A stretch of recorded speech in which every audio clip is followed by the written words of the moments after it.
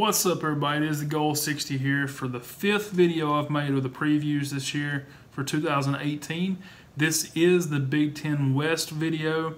So if you haven't seen the Pac-12 videos, the SEC videos, and even the Big Ten East videos, I invite you to do that now. But let's jump into the Big Ten West and how I feel like that's going to come out.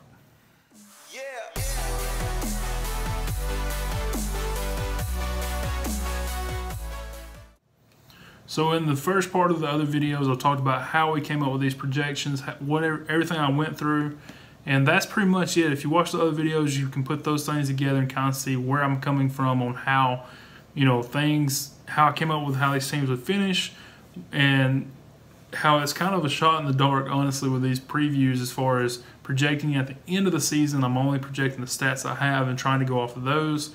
Turnovers, coaches, bye weeks, things like that. But anyways, this is what I come up with, and hopefully you enjoy it. Now, the first team in this Big Ten West video is not going to be a shock to a lot of people, I don't feel like, and that is with Wisconsin. I feel like that their offense is going to carry this team all year long. Now, their defense has got to replace some players, but overall, we know that Wisconsin's going to reload on defense. They have a strong defense every year. That's not going to be anything different. The offense is where the difference is this year, and even though they went undefeated in the regular season last year, this team right here could beat that team any day of the week, in my opinion. This team is going to be a juggernaut this year, and they're actually going to be a legit contender for the playoff. They have 9 offensive players coming back with their quarterback as well, and 4 defensive players coming back. They have the same core coaches that they had last year, and they were only -1 as far as turnover differential. So I look for that to be about the same. Big games, they have Michigan week 7. They're at Northwestern week 9, and week 11 they're at Penn State. So that is pretty tough. That's a little bit of a stretch there. There's 3 really good teams, but I have them projected on offense to put out 220 yards rushing, 180 yards passing, and on defense, 115 yards rushing and 170 yards passing. That is good enough for 11-1 to me. I think their only loss is actually going to come to Michigan, and I have them 11-1, 8-1 in the conference. And even though with that loss, like I said, this team I think is stronger than what they had last year. I have them having a rematch with Michigan in the championship game, and at this time, I don't know how that's going to turn out. I just feel like Michigan's a lot stronger this year than they were or have been in the past. Wisconsin is stronger as well. That should be a great football game come week 7.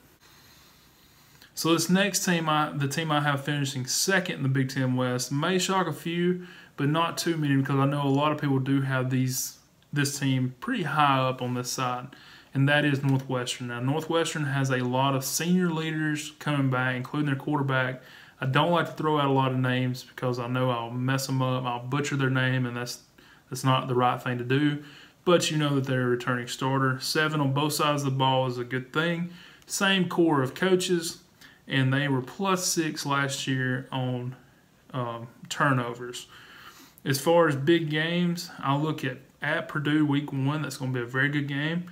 It's on a Thursday night to start off college football season on August the 30th. They have Michigan week 5, Wisconsin week 9, and Notre Dame week 10.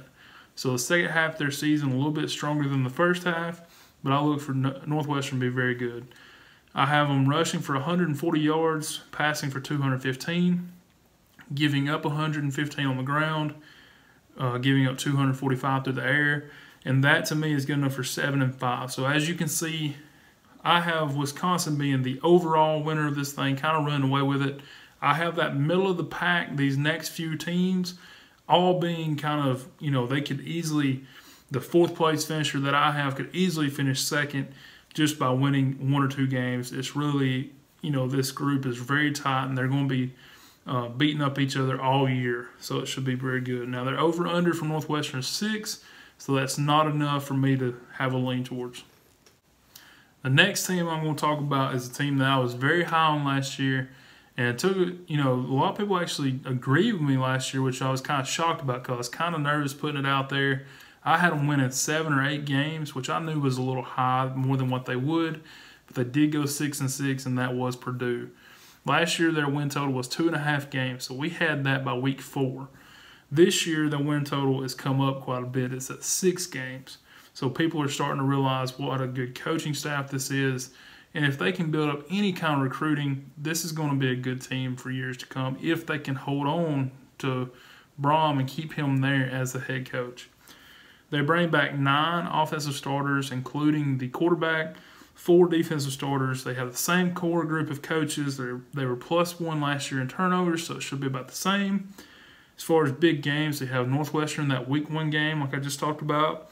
Missouri in week 3. Now, Missouri's going to be looking for revenge here. They beat up on Missouri at Missouri last year. Now, I look for Missouri to come into this game on a high, looking to get back revenge. Boston College, I'm high on them this year. They got them week 4. Ohio State week 8. And Wisconsin week 12. So most of those games, if not all of them, are at home. So that lines up well for Purdue this year. It should be a decent year for them. As far as projected stats, I have 155 and 225. I have on defense 150 and 245. Like I said, that's good enough for 6 and 6, which is right on their posted total, so I wouldn't go either way there. Now, the next team we're going to talk about is the team I have coming in 4th. It actually is the team that I'm actually sporting their shirt today, which brings me to a very, humble plug, I guess you could say, and that is that I am an affiliate for Fanatics.com, where I get all my shirts and stuff. If you're looking for any new stuff, please check out my affiliate link in the description. That'll help this channel out quite a bit. With that said, let's jump right into Iowa. I have them returning 7 on offense, including their quarterback, 6 on defense. So it is a pretty good group of players coming back. So their projection was actually a little low in my opinion. Same core of coaches, of course. And turnovers is +6. I look for that to be about the same, maybe a little bit lower than that this year. As far as projected stats, I have 120 and 200. I have 160 and 220 on defense there. And I have them going 5 and 7. But like I said, this one, Purdue, Northwestern, and even Nebraska could easily all be 6 and 6, every one of them, and it come out to a big tie there for second place. But it is under, or 7.5 is their total, and that is 2.5 games away from where I'm at. So I would actually take the under there. I'm looking at taking the under if that's a good price right before the season starts. Now the next team is one of the coolest stories in my opinion, as far as the way coaching and changes and things like that happen these days. Scott Frost, he's going back to Nebraska. He was a quarterback there in the 90s. He's got some very interesting stories that I've heard from him and Lawrence Taylor. If you ever get a chance to look those up, it's kind of a crazy story. But anyways, the cool thing about this is, in my opinion, he brought his entire staff with him. That doesn't happen a lot in college football. Anytime a coach bolts to the next place, a lot of times, they cut ties, and sometimes it's because a coach on that staff wanted to leave, or they're taking over that spot or something, which I understand that. But this case, he brought everybody from Central Florida to his staff at Nebraska. Now, they bring back 7 and 8 as far as starters. They were -8 last year in turnovers, which I expect them to be a lot better at this year. I have them projected a little low at 130 yards rushing, 195 yards passing, giving up 205 on both passing and rushing.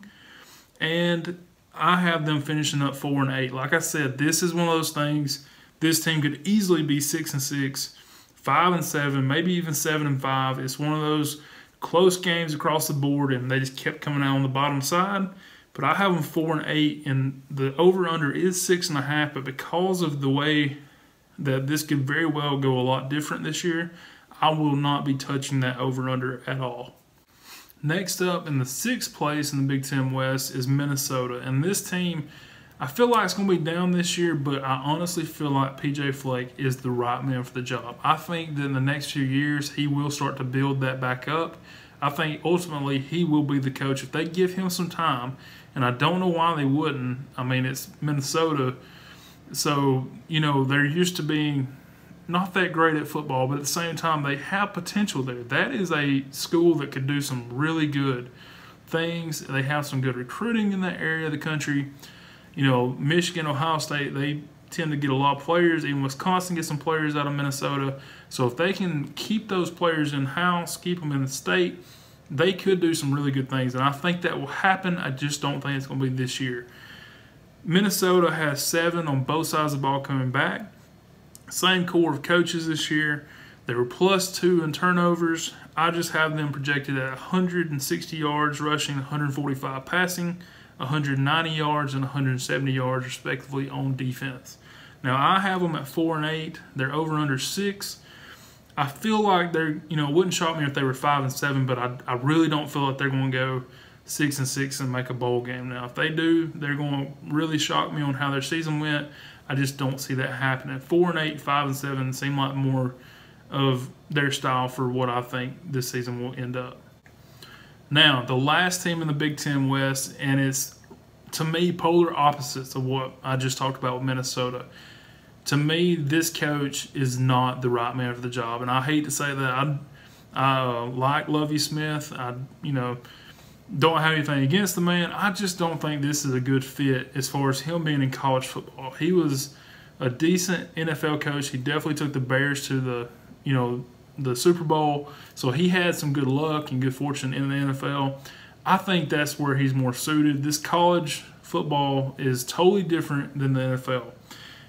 I know it's the same game, but I'm telling you right now, it's more than just speed that is a difference between the two. They have 8 players on both sides of the ball coming back. They're just not very good players. They have a new offensive coordinator, Rod Smith, which is no relation from what I understand. It's not like his son or something like that, but new offensive coordinator coming in. They were -6 in turnovers last year.